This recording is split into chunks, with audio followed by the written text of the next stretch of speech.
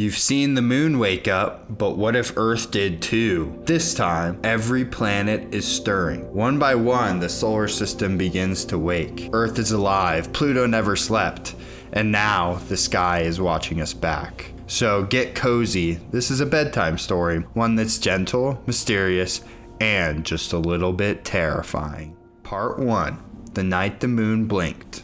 The stars were blinking, not twinkling. That's what Nia thought as she pressed her forehead to the frost-laced glass of her bedroom window. "Why are they blinking like that?" she whispered. "Stars don't blink." The moon stared back, bright and round in the cold winter sky. It always felt like a friend, watchful, glowing, gentle. But tonight, something was different. The craters looked deeper, the shadows seemed sharper. And though she couldn't explain how she knew, it felt like the moon was watching her too. "Are you okay?" her little brother Milo asked from beneath his blanket fort. He was building it on the floor beside her bed again, claiming it was safer down here. Nia didn't answer right away. "Milo," she said slowly, "what would you do if the moon opened its eyes?" He peeked out from the blanket, wide-eyed. Like, real eyes? Yeah, he considered it. "I'd probably hide under the blanket and ask it to go back to sleep." Nia nodded. "Me too." She looked back at the sky. The moon blinked. Not a trick of the clouds, not a trick of her eyes. It blinked. Once, slowly, like something waking up after a very long nap. And for a second, she thought it smiled. The next morning, the news was strange. Scientists were puzzled by anomalous light activity on the lunar surface, and telescopes across the globe had picked up a shifting curvature inconsistent with natural terrain. Milo called it moon face syndrome. He even drew it in crayon, big eyes, a giant grin, and wiggly lines like moonlight. Nia laughed nervously. "That's creepy." "You said it blinked," he reminded her. "I didn't mean it literally." Milo looked back at his drawing. "Maybe it's lonely." That night, the moon drifted closer. Not by much, just a whisper, but it was enough that people noticed. Cameras zoomed in. News anchors smiled tensely.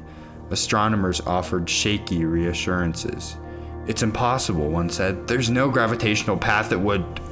But the moon kept inching forward, and then Earth heard it. A hum. It was deep, soft, like a lullaby made from thunder, and it came from space. 3 days later, Nia woke up to a soft voice whispering outside her window. It wasn't a person, it wasn't wind. It was the moon. Not words exactly, but something that felt like words. Gentle and cold, the way a snowflake kisses your cheek. The voice hummed through the trees and into her bones. Milo woke up too. "Did you hear it?" he whispered. "I think so. I think it said my name."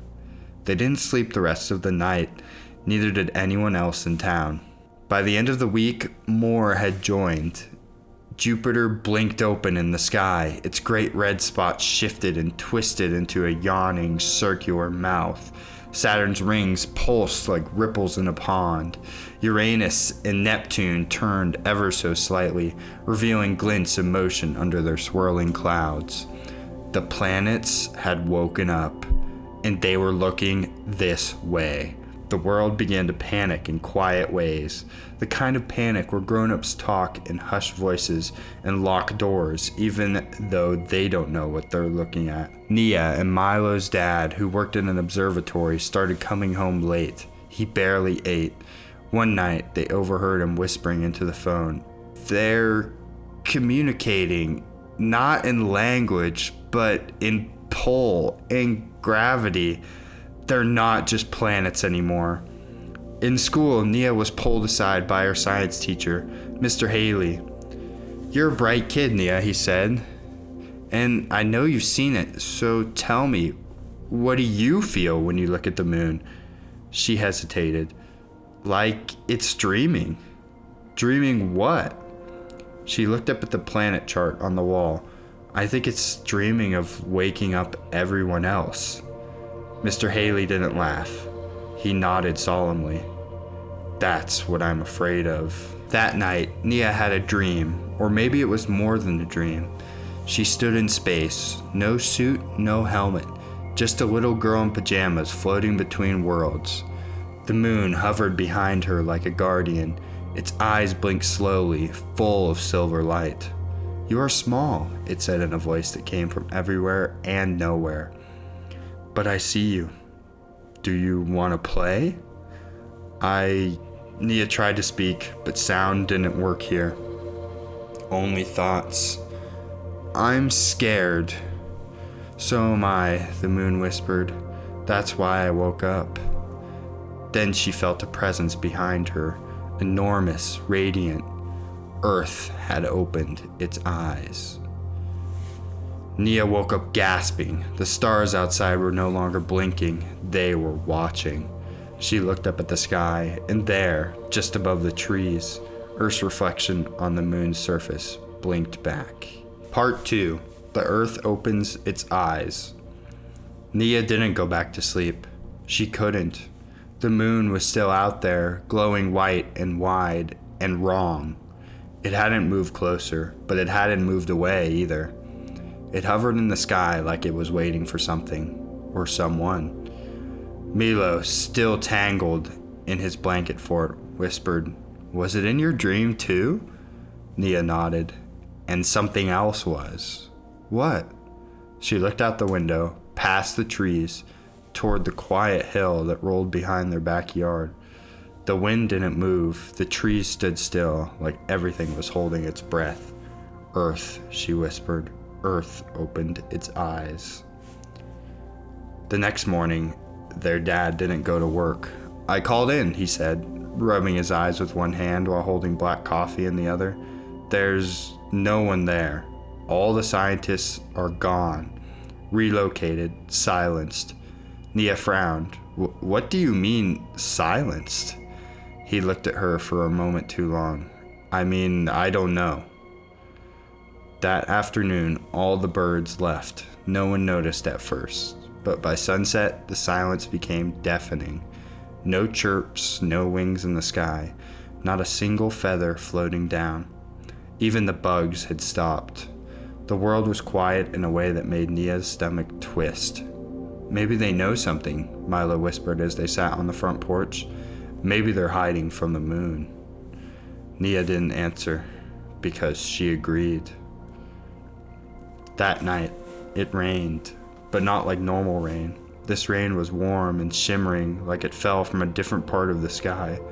Milo ran outside with an umbrella. "It feels like tears."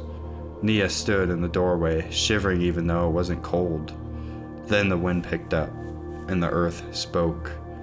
Not with words, not even with thought, with feeling. The ground hummed beneath her toes. The trees bent toward the moon. The air shifted with a great sigh. The earth was waking up, and it was sad. Milo screamed. Nia ran to him, soaked and barefoot in the glowing rain. He pointed up. The clouds had parted. The moon looked massive now, too close, too real, and it wasn't alone. Behind it, Jupiter's burning eye had cracked open again. A sliver of Saturn's ring glimmered beyond that, and Neptune had turned. Its stormy blue face, calm for centuries, now pulsed like a heartbeat. The planets were watching, waiting. Milo clutched her arm. "I don't want them to come closer." "I don't think they want to either," Nia said. "They're just being pulled." The world began to buckle, not explode, not collapse, buckle, like a house groaning from the weight of something waking up beneath it. Mountains shifted a little, rivers rose a little higher, gravity tilted. Dad showed them video footage from a telescope he smuggled home. "Watch," he whispered, breathless. The moon blinked again, but slower. He rewound, played it back, frame by frame. "It's talking to Earth," he said. "How can you tell?" Nia asked. "Because Earth just blinked back." The next day, everything stopped. Cars stalled, phones buzzed out, planes grounded, not from damage, just no longer working, as if Earth had decided it was tired of being used.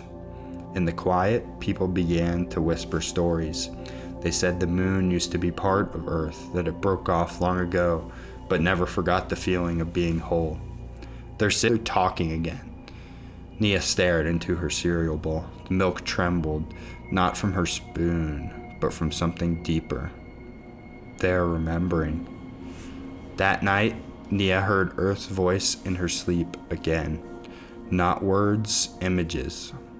She stood at the edge of the ocean, but the water rose toward the sky like it wanted to go home. The moon hovered above, mouth closed now, no longer smiling. The earth whispered from beneath her feet, "I was not meant to be alone." Then a sound like cracking stone. She turned around and saw the continent shifting, not violently, just adjusting, like bones in a giant's back stretching after a long sleep. She woke in her bed, heart racing. Milo sat cross-legged beside her, holding one of his drawings. "Nia," he whispered, "I think the planets are playing a game." She blinked. "What?" "They're trying to wake the others up." He held out the paper. It showed all the planets in a circle, each one with eyes wide open. Even Pluto, way out in the corner, had tiny blinking dots. In the center was Earth, and its eyes were closed. "Earth's still waking up," he said, "but it's almost there." Outside, clouds circled the moon like orbiting ghosts. The wind blew backward, and beneath the ground, something moved. Not a monster, not a creature, just Earth, stirring in its sleep. Part 3. The day the sky tilted. The next morning began with silence. Not peaceful silence, the kind that lingers before a storm. The wind didn't blow. Trees didn't sway. Even the clouds hovered, waiting. It was as if the entire planet held its breath. Nia stepped onto the porch and looked up. The sky had changed. Not in color, not quite, but it looked thicker, like a sheet of glass stretched too tight. The blue arched overhead like a dome that knew it was being watched. The moon was still up, though it was daytime now. It shouldn't have been so visible, but it was, and it had turned slightly, tilted, as if keeping one eye on the sun and the other on the earth. "It's off," Milo said, tugging at her sleeve. "Everything is off-center." He was right. The shadows weren't falling the way they used to. The birds still hadn't come back, and the tides had pulled so far out from the beach that people found ancient shipwrecks scattered like bones. "It's not just the moon anymore," Nia whispered. "It's Earth," Milo said. "I think she's waking up for real this time." Across the world, strange things started happening. Statues cracked, not from earthquakes, but as if they were being watched too long. Trees leaned north when there was no wind. Compasses spun aimlessly, and the northern lights danced all the way down to the equator, painting even deserts with green fire. Nia's dad had stopped pretending everything was fine. He had turned the garage into a miniature observatory. Star charts were pinned across the walls. Cameras pointed upward. Old analog monitors hummed beside a dusty radio that sometimes picked up whispers that weren't voices. "I don't think Earth wants to be alone anymore," he muttered one evening, eyes bloodshot from lack of sleep. "It's remembering how it used to be part of something larger." "Part of what?" he asked. "The sky," he said softly. "Not the stars, the family." That night, Earth opened her eyes. Everyone saw it at once. The ocean shimmered silver, reflecting a light that wasn't there before. The clouds parted over every continent, revealing a new constellation, one shaped like an eye. And then the wind picked up, not in gusts, but in words. It whispered everywhere, all at once. "I am not just home, I am alive." In their town, the ground gently rolled like a giant shifting beneath their feet. People screamed. Milo didn't. He stood in the front yard, arms open to the sky. "She's talking to us," he yelled. Nia ran after him. "Milo, get inside." "But she's nice," he said. "She's just lonely." Then the earth moved, not rotated, moved. The sky seemed to bend, the horizon lifted slightly. Stars from the wrong side of the planet peeked in through the corners of the sky. "She's turning towards someone," their dad whispered, holding his camera to the heavens. "She's aligning." Nia looked up and gasped. Beyond the moon, barely visible, hung Saturn. But it was upside down. Its rings spiraled outward like ripples on a pond. Its face glowed with soft gold light, and as they watched, it blinked, then smiled. That smile split open, revealing something hidden behind the rings. Not a mouth, not exactly. A portal. It shimmered like oil on water. It was larger than Earth. Through it, a third thing began to emerge. A hand. Long, shadowed, made of starlight and void. The same kind of hand that had taken Jupiter and then Saturn's moons. But this one didn't reach for the moon. It reached for Earth. Nia screamed, not because she was afraid, but because the sky pulled at her. The moment the hand breached the portal, gravity shifted again. Milo was lifted off the ground an inch. The trees tilted south. The house groaned. "Hold on to something," their dad shouted. But it was too late. Earth spoke again, not with whispers this time, but with music. A low, celestial hum vibrated through every rock, every river, every breath. It shook the sky like a bell. The hand paused in the stars. Then Earth opened her mouth. It wasn't like the moon's grin or Saturn's spiral. It was something else entirely. Across the Atlantic, deep beneath the ocean floor, the Mariana Trench split in a perfect oval. Lava rose, light poured from within. And then the earth sang. A sound older than the mountains, a lullaby made of gravity and time. The hand recoiled. Stars bent away from the sound. Even the moon trembled. Its smile faded. Its eyes lowered as if ashamed. Nia held Milo close. "She's telling them to stop," she whispered, "to go back to sleep." And for a moment, they did. Saturn turned. Neptune blinked once, then dimmed. The moon slowly retreated, inch by inch, like a child backing away from a door they weren't supposed to open. The stars calmed, the earth sighed, and everything paused. For the next 3 days, the world tried to go back to normal. The birds returned, phones worked again, the sky turned blue the right way, and clouds cast normal shadows. But everyone knew Earth was awake now, not angry, not cruel, just aware. Milo left drawings on the lawn every morning now, planets holding hands, the moon frowning with a speech bubble that said sorry. Nia helped him laminate them so the rain wouldn't ruin them. "They see it," he said one night, smiling at the stars. "They look at what we make." Nia stared at the moon. It hovered a bit farther back now. Its mouth had closed. Its eyes no longer stared. They watched, gentle, like before. Maybe Earth's lullaby had worked. Then came the blink. Not from the moon, not from Saturn. From Pluto, way out at the edge of the system, a small flicker.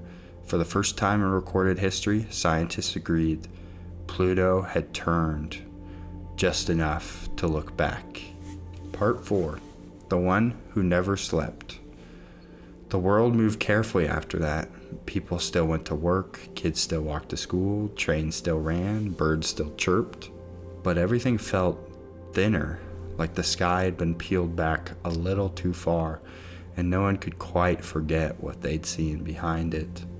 Some pretended it had been a dream. Others lit candles at sunset and whispered thanks to the earth for protecting them. Nia and Milo, they just kept watching.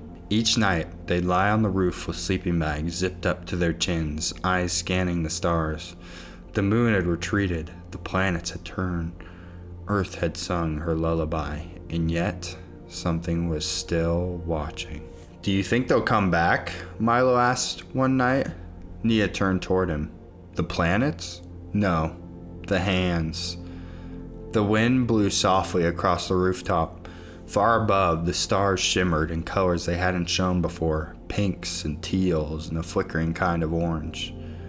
"I don't think they ever left," she said. Milo blinked. "Then why aren't they grabbing us?" "Maybe," she said, choosing her words carefully. "They were only trying to take the ones that were already listening." "Like Jupiter?" "Yeah." Milo rolled onto his side. "Then who's still listening now?" The next morning, their dad showed them something strange. He held up a piece of thermal satellite footage downloaded from a private network he tapped into using a homemade signal array. "This," he said, tapping the screen, "is Pluto." It was a grainy dot in a sea of darkness, flickering like a firefly caught in ink, but then it pulsed. Red, then blue, then violet. "It hasn't stopped blinking since Earth sang," he said, "and it's not alone anymore." He dragged the video frame forward, 1 hour at a time.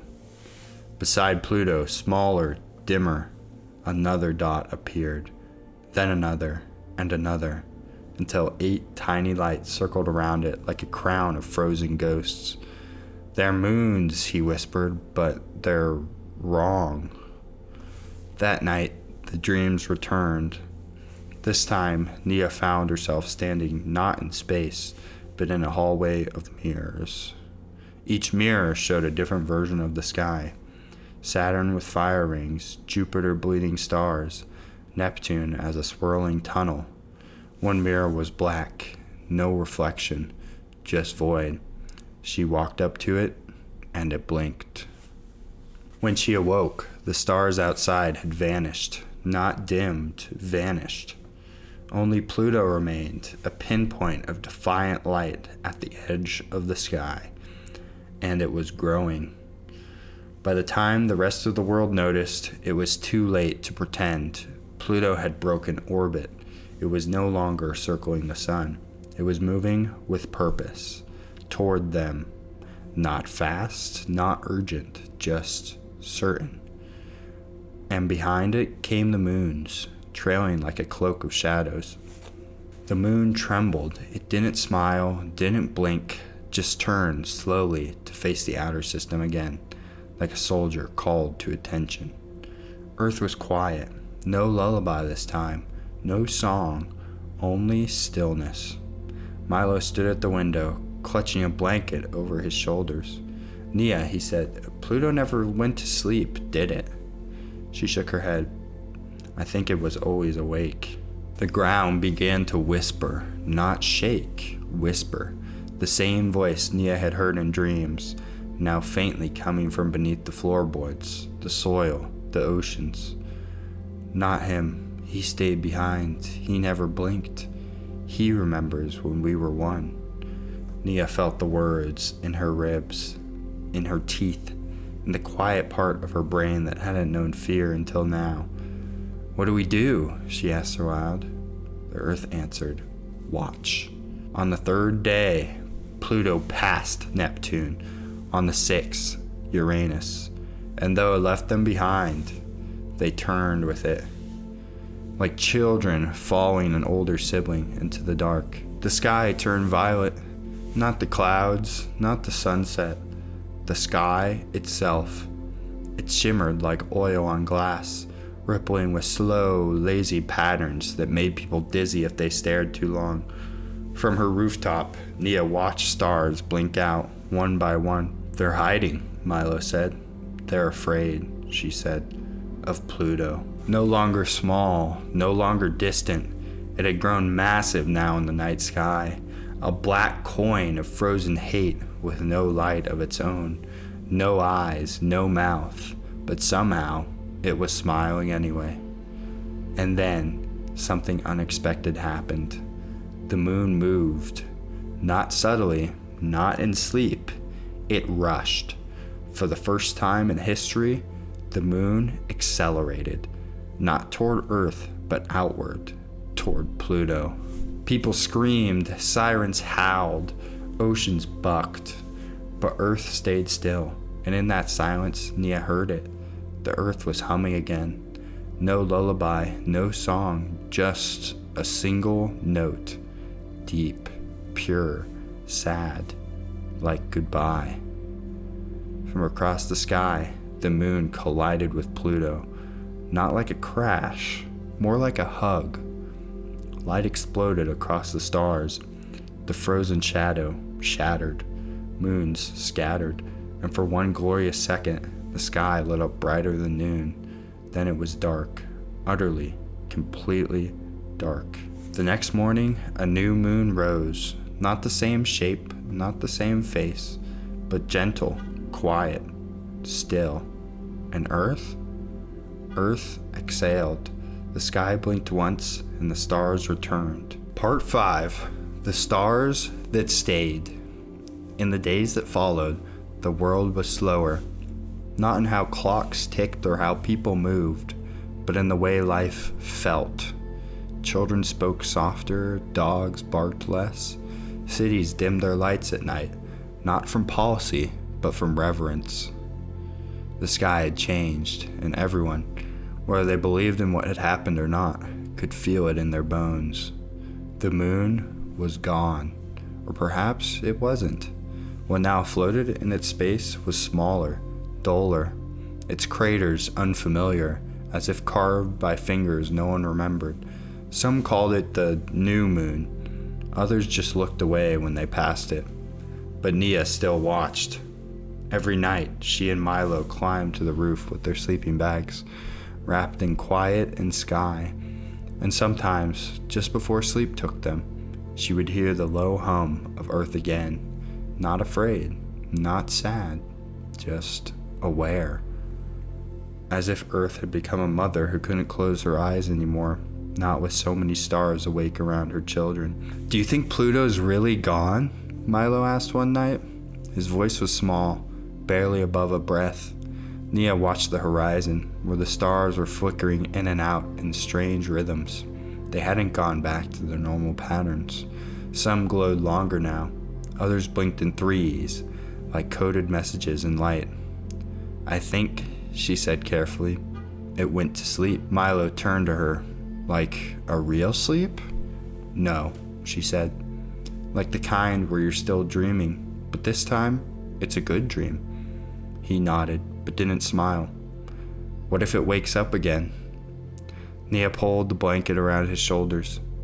"Then we'll still be here, and Earth will sing again." The next morning, something bloomed in the sky. Not a star, not a planet, a shape, like a ribbon made of sunrise. It stretched across the atmosphere, a thin golden arc that glowed only during the in-between hours, just before sunrise and just after sunset. People called it the scar. Scientists said it was leftover radiation from the moon's final burst, a tear in the magnetic veil of this planet. Poets said it was a smile. Milo said it was a seal, a cosmic bandage that meant Earth was safe again. For now. One day, a new probe launched from the surface, built in secret, in quiet collaboration between the people who had seen and the ones who had believed.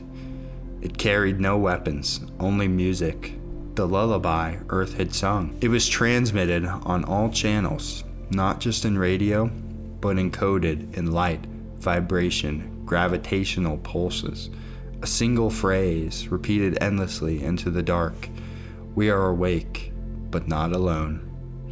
Weeks passed, then months. Seasons shifted, as they always had, but now they felt fuller. Trees leaned slightly east, as though listening. The oceans carried different rhythms. Lightning flashed in spiral shapes. And sometimes, if you stood still at night, you could hear something echoing back. Not him, not now, but another. 1 year later, a new star appeared in the sky. It didn't blink, didn't flicker. It simply watched. And Nia, she watched too.